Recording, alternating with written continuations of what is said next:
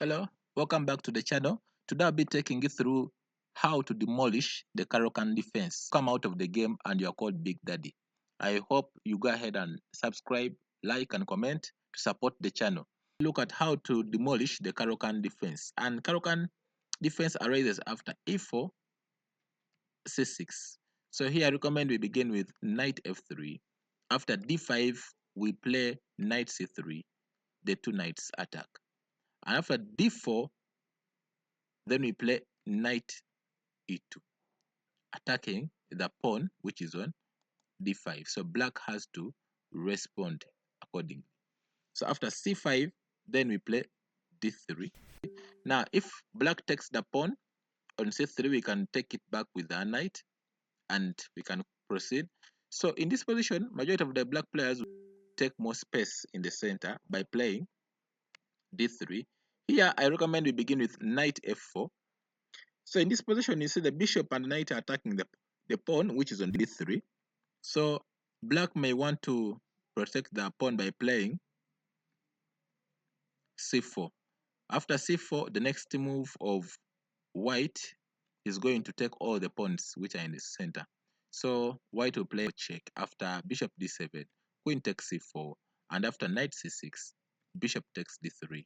And I can tell you that black has lost 2 pawns with no exact compensation. Let's go back. After knight c3, in case of bishop g4, then we play h3. You can just give out the bishop pair without clear compensation. So majority of the black players will play bishop h5. After e takes d5 is what we shall play. And after c takes d5, then we play bishop b5, checking the king. After knight c6, now it's time to chase the bishop, which is on h5 by playing g4.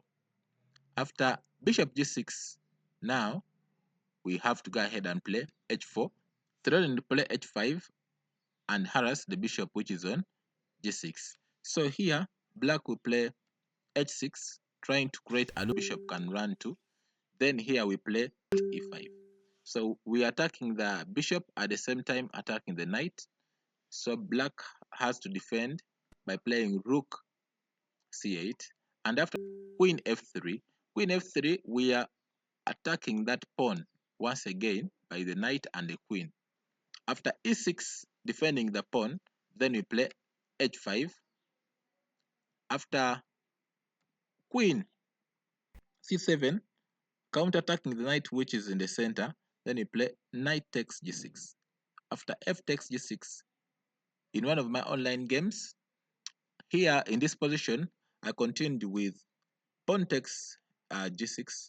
After queen e5 check, played knight e2. After queen f6, who black wanted to exchange the piece, wanted to remove the queens. So I played queen takes f6, knight takes f6, and I went on to play g5. Remember, the rook is pinned, so the pawn can't take pawn. So black played knight e4. Then I played d3, hitting on the knight. After knight d6, then I played bishop takes c6. After b takes c6, I played g takes h6. In this position, black played pawn takes h6. Then I played knight f4, attacking the pawn which is in the center. And then black played king e7, trying to defend the pawn. Then I played g7, attacking the bishop and the rook. And after bishop takes g7, I played knight g6, and I went on to win the game comfortably. Let's go back. Black plays d takes e4, then we play knight takes e4, the main line. After bishop f5, then we play knight g3. After bishop g6, then we play h4. Now there are two which black can try, but in this position, we are going to begin with a 1 h5. In case of h5, then we play knight e5. After queen d6, we chop the bishop off. After queen takes g6, we play bishop e2, attacking the pawn which is on h5. The pawn h5 is being attacked by 3 pieces and it's being defended by 2 pieces. So black has to add another defender by playing knight f6. Here we go ahead and play d4. After knight b d7, then we play bishop g5, trying to develop our pieces and try to create a simple tactic. After e6, trying to normally develop the bishop. Then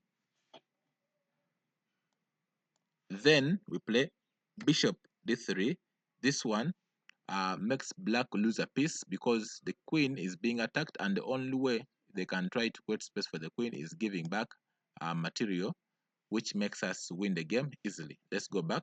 The h4, we have looked at h5. So we are going to look at h6. After h6, we begin with knight e5, bishop h7, queen h5, attacking the f7 square. After g6, then we play bishop c4.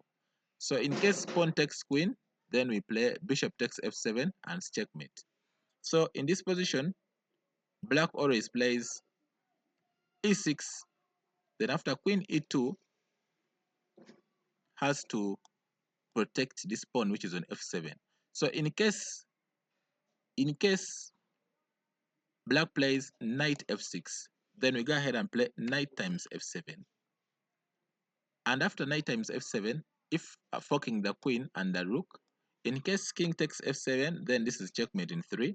After queen takes e6, check, king g7, queen is a checkmate. Let's go back. Is bishop e7, the same story. We go ahead and play knight takes f7. After king takes f7, then queen takes e6. After king e8, then we play a simple move. We play knight e4. So in case of queen coming to fight for queen exchanges, then we go ahead and play queen e5, attacking the rook, and black has no way of compensation. Let's go back. D takes e4. We go ahead and play knight takes e4. After knight d7, if you know you're playing players below 2000 rating, you can try this simple tactic by playing queen e2, and after normal development of knight gf6, then we can just go ahead and play knight d6 is a checkmate. But don't expect these moves to always be occurring. It will occur once in a while. After knight d7, we can try bishop c4. After bishop c4, black will play knight gf6.